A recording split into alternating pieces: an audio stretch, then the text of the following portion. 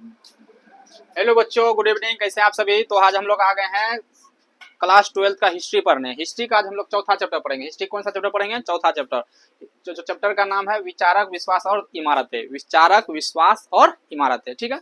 तो इसका हम लोग जो है थ्योरी इसका पढ़ लिए थे। आज हम लोग इसका लघुत्तरीय प्रश्न करेंगे। कौन सा? लघुत्तरीय प्रश्न, शॉर्ट आंसर टाइप क्वेश्चन, ठीक। देखिए पहला क्वेश्चन इसका क्या है कि महावीर के उपदेशों का वर्णन करें। महावीर का उपदेश, महावीर क्या क्या उपदेश दिया था उसका हम लोग को वर्णन करना है, ठीक है। तो ये सवाल जो आएगा आपके एग्जाम में 2 नंबर का सवाल आएगा। हिस्ट्री में ये कितना नंबर का सवाल आएगा? 2 नंबर का सवाल आएगा। तो इसको अच्छा से पढ़ के आप लोग वहां एग्जाम में बैठिएगा, ठीक है। तो चलिए तब आंसर क्या है हम लोग का इसका देखते हैं कि महावीर की शिक्षाएं बड़ी सरल तथा सादा है। महावीर का शिक्षा जो होता है वो इतना ज्यादा अथीम नहीं हुआ था, एकदम सरल हुआ था, साधारण सा, ठीक। यह कर्म उच्च आदेशों तथा आवागमन के सिद्धांतों पर आधारित है। महावीर का जो शिक्षा था कर्म, उच्च आदेशों, आदर्शों, ठीक, तथा आवागमन के सिद्धांतों पर आधारित है। इनमें अहिंसा, मोक्ष, तपस्या, त्रिरत्न, अहिंसा, मोक्ष, तपस्या, त्रिरत्न पर विशेष बल दिया गया है। क्या चीज पर बल दिया गया है? अहिंसा पर, मोक्ष पर, तपस्या पर और त्रिरत्न पर। संक्षेप में इसके मुख्य सिद्धांत निम्नलिखित हैं। अब देखिए नीचे जो सिद्धांत है उसका समझिए इस अच्छा से। त्रिरत्न जो था, जैन धर्म में मनुष्य को 3 रत्नों के पालन पर जोर दिया गया है। सम्यक विश्वास, सम्यक ज्ञान, सम्यक आचरण। ये महावीर का त्रिरत्न था। कौन कौन? सम्यक विश्वास, सम्यक ज्ञान, सम्यक आचरण। मनुष्य को संचित कर्मों से छुटकारा पाने के लिए इन्हीं 3 रत्नों का पालन करना चाहिए। इन्हीं 3 रत्नों का पालन करना चाहिए, ठीक है। अब देखिए 5 महाव्रत। देखिए क्या है, महावीर स्वामी ने गृहस्थों के जीवन को पवित्र बनाने के लिए 5 महाव्रत बनाए हैं, बताए हैं। पहला सत्य, इंसान को हमेशा सत्य बोलना चाहिए।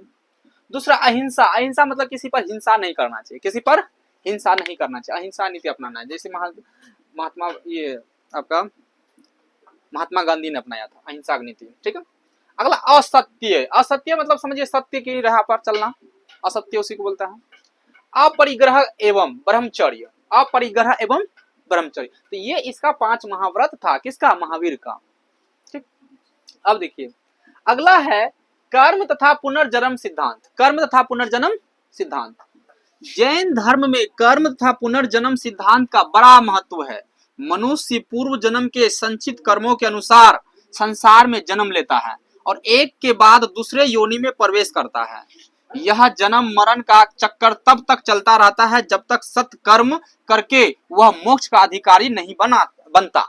मोक्ष का अधिकारी नहीं बनता। अगर उसका कहना था महावीर का कि अगर आप इस जन्म में कुछ ज्यादा गलती किए हैं तो आपको अगला जन्म में भी मनुष्य के रूप में भी जन्म होगा, लेकिन उसमें और तो आपको कष्ट मिलेगा, ठीक ना। अब जब तक आप मोक्ष नहीं प्राप्त करिएगा, जैसे मान लीजिए इस जन्म में हम अच्छा से सब चीज किए, किसी पे हिंसा नहीं किए हैं, कभी किसी को कष्ट नहीं दिए हैं, तो हम लोग अगला जन्म होगा जो हम लोग का अच्छा से होगा और हम लोग मोक्ष प्राप्ति कर लेंगे, तो हम लोग का फिर से जन्म कष्ट लाभदायक में नहीं जिया जाएगा, ठीक है। ये महावीर का कहना था। अतः मनुष्य को सत्कर्म करके मोक्ष प्राप्त करने का प्रयत्न करना चाहिए। सत्य कर्म करके मोक्ष का प्राप्ति करने का प्रयास करना चाहिए। किसको? मनुष्य को। तो ये महावीर का विचार था, ठीक। चलिए अगला क्वेश्चन देखिए, ये वेरी वेरी इंपॉर्टेंट सवाल है। दिगंबर एवं श्वेतांबर कौन थे? दिगंबर एवं श्वेतांबर कौन थे? ये एग्जाम ऑफ पॉइंट व्यू से बहुत इंपॉर्टेंट सवाल है। दिगंबर एवं श्वेतांबर, दिगंबर एवं श्वेतांबर, ये बहुत इंपॉर्टेंट सवाल है। चलिए ध्यान से देखिए इसका आंसर। चलिए तो बोलता है कि दिगंबर एवं श्वेतांबर दोनों जैन धर्म के संप्रदाय थे। दिगंबर एवं श्वेतांबर दोनों क्या थे? जैन धर्म के संप्रदाय थे। दिगंबर मतानुसार लोग पुण्यता नग्न रहकर तपस्या करते हैं तथा वस्त्र धारण को मोक्ष के मार्ग में बाधक मानते हैं, ठीक है।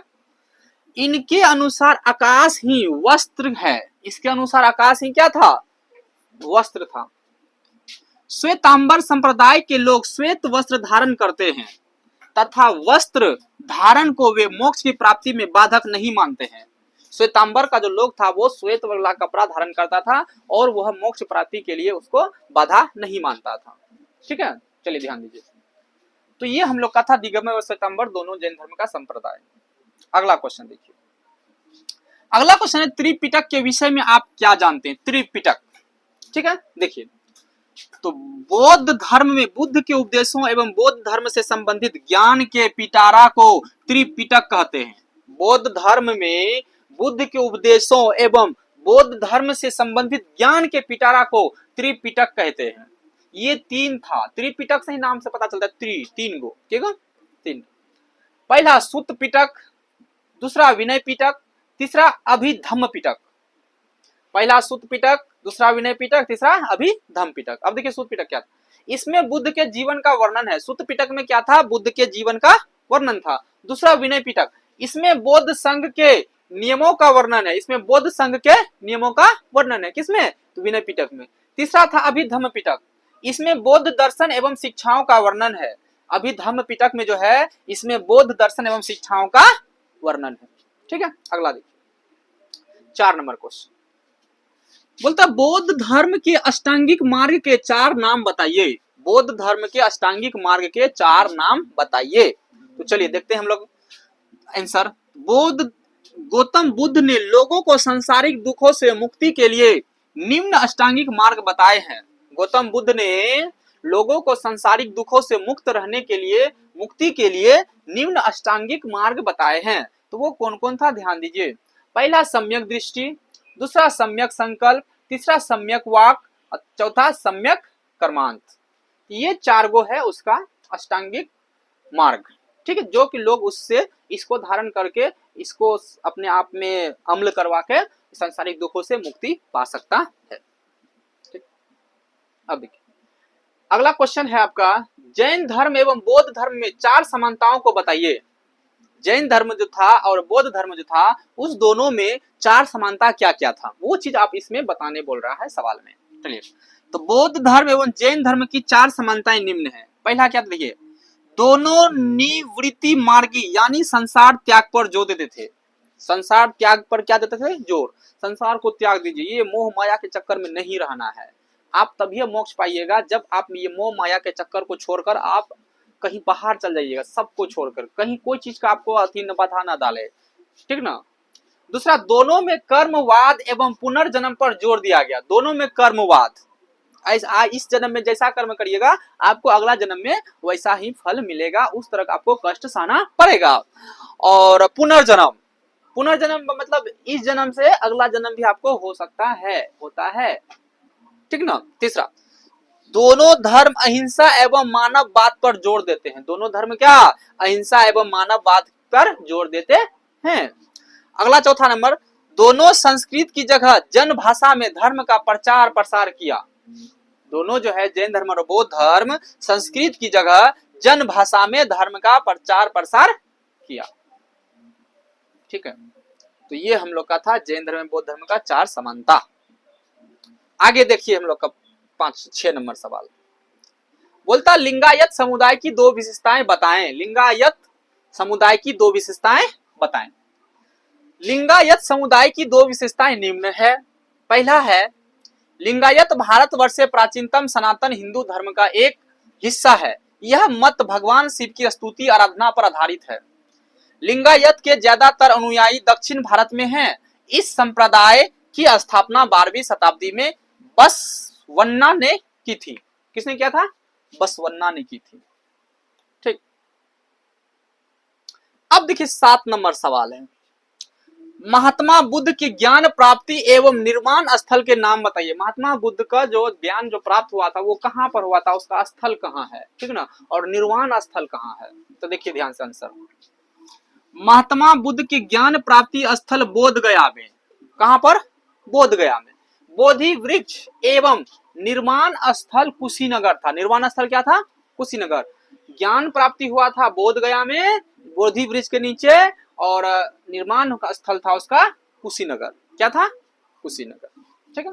अब देखिए अगला क्वेश्चन 8 नंबर, जैन धर्म में पंच महाव्रत क्या था? जैन धर्म में पंच महाव्रत क्या था? तो देखिए, महावीर स्वामी ने गृहस्थों के जीवन को पवित्र बनाने के लिए 5 महाव्रत बताए थे। पहला था सत्य, दूसरा था अहिंसा, तीसरा था असत्य, चौथा था अपरिग्रह, पांचवा था ब्रह्मचर्य। तो ये हम लोग का जैन धर्म का 5 महाव्रत था। अगला देखिए 9 नंबर, बुद्ध के संदेश भारत के बाहर किन किन देशों में फैले, 2 नाम बताइए। बुद्ध का जो संदेश था भारत के बाहर किन किन देशों में फैला था उसके बारे में बोलता है, बताइए। तो चलिए ध्यान दीजिए आंसर। बुद्ध के संदेश भारत के बाहर कई देशों में फैले थे। अशोक के काल में श्रीलंका, जावा, सुमात्रा, गुप्त काल में चीन, जापान तथा कोरिया तक इसका प्रसार हुआ। तो ये 9 क्वेश्चन इसका ऑब्जेक्टिव 2 नंबर था, मतलब लघु उत्तरीय प्रश्न। तो ये सेशन आपका 1 हो गया। इसका हम लोग दूसरा दीर्घ उत्तरीय प्रश्न इसका दूसरा भाग में पढ़ेंगे। तो आप लोग पढ़ाई करते हैं, एग्जाम दीजिएगा 2027 में, तो बने रहिए। मेरा यूट्यूब चैनल है अम्बेडकर कोचिंग सेंटर, आप लोग सब्सक्राइब करिए। और जो सब बच्चा सब दूर में रहता है, नहीं पढ़ पाता है कोचिंग वोचिंग, तो वो आप हमारे चैनल को उसको शेयर करिए, वो पढ़ेगा और घर से अच्छा से तैयारी कर सकता है। हर एक चैप्टर का आपको जो जो सब्जेक्ट है उसको हमको मैसेज करिएगा और हम आपका उस चैप्टर का वीडियो बना के यूट्यूब में डाल देंगे और आप लोग अच्छा से घर में बैठ के कहीं भी रह के इसको अच्छा से देख सकते हैं। ठीक है, तो बाय, सब मिलते हैं अगला नेक्स्ट क्लास में।